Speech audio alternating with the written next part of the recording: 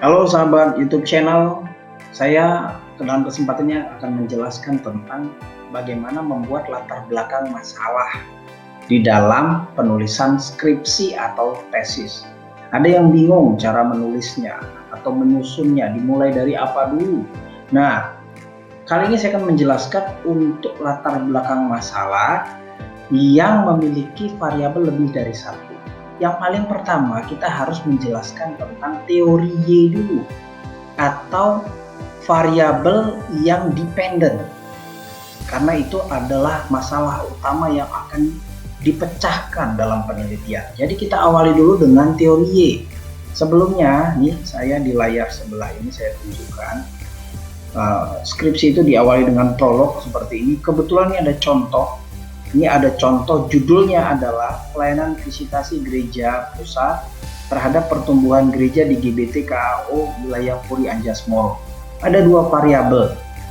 Ya, satu variabel pelayanan visitasi dan satunya adalah variabel pertumbuhan gereja. Nah, ini variabel terikatnya atau variabel dependen yang menjadi masalah utama, dan ini adalah variabel X. Jadi ada dua variabel. Ya. Diawali lebih dulu pembahasan dengan teori Y, ya, masalah Y kita bicara. Nah, ini saya bicara tentang, ini kebetulan contoh dari salah satu skripsi mahasiswa saya ambil, saya pinjam. Nah, ini dia jelasin dulu tentang pertumbuhan gereja secara teoritis. Apa itu pertumbuhan gereja? Diawali dengan teori, ini masih teori pertumbuhan gereja. Dia jelasin ini masih teori pertumbuhan gereja, ya.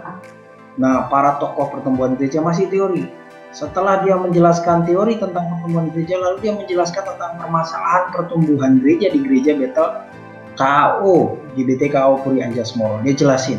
Setelah itu, dia lanjut lagi, masih menjelaskan tentang permasalahan pertumbuhan gereja di sana, masih di poin 1, teori dan masalah. Lalu kemudian setelah itu dia menjelaskan tentang faktor-faktor yang mempengaruhi atau yang menyebabkan pertumbuhan gereja itu terhambat. Nah, ini disebut beberapa faktor yang juga menjadi penghambat. Pertama, visi gereja. Nah, faktor pertama ini X1, ya. Visi gereja, dia jelasin teorinya dulu, apa tuh visi gereja idealnya dan masalah visi gereja di sana.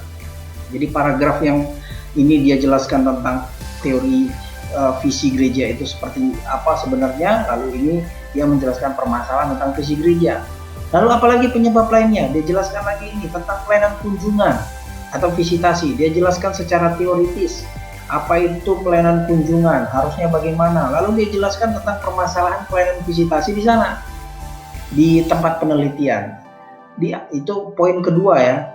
Nah, di poin ketiga, dia menetapkan penelitian merupakan pelayanan jemaat, diteliti pengaruhnya. Nah, ini penelitian bertujuan untuk menguji kebenaran teori. Ini dia menetapkan mana yang mau dia teliti. Tadi ada visitasi, ada visi, tapi dia mau meneliti tentang visitasi dan menguji pengaruhnya terhadap pertumbuhan gereja. Setelah dia menetapkan mana variabel yang akan diteliti, ya, ini di sini dia mau meneliti pelayanan visitasi dan pertumbuhan gereja. Setelah itu dia menjelaskan urgensi penelitian itu. Apa yang menyebabkan atau apa yang mendasari bahwa penelitian ini dikatakan urgen, ya, dia jelaskan urgensinya. Jadi inilah cara menyajikan cara menyajikan latar belakang masalah penelitian untuk penelitian yang memiliki variabel lebih dari satu.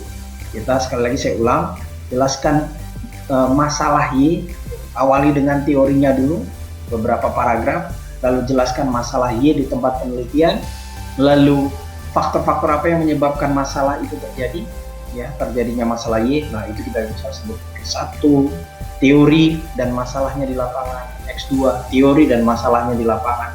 Lalu X mana yang akan kita tentukan untuk kita teliti dalam hal melihat pengaruhnya terhadap Y. Itu kita jelaskan di sini. Dan kita berikan penjelasan alasan kenapa memilih X itu, ya, lalu menjelaskan urgensinya. Sekian, terima kasih, semoga bisa membantu kita yang sedang menyusun latar belakang masalah penulisan skripsi ataupun tesis. Thank you.